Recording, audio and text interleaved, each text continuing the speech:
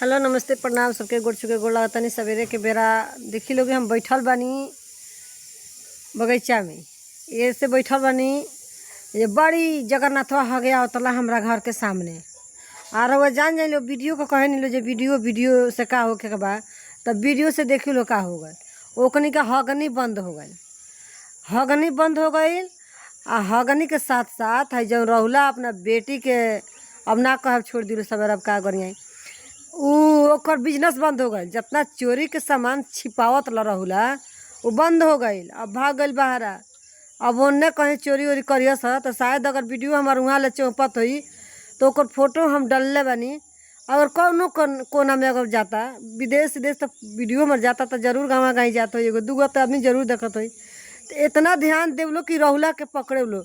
हम कहतनी कितनों दूर होई हम चौह पे जगन्नाथ अब एने हगे ना आवेला ऐसे कि हम ओकरा पहाड़ पर बानी।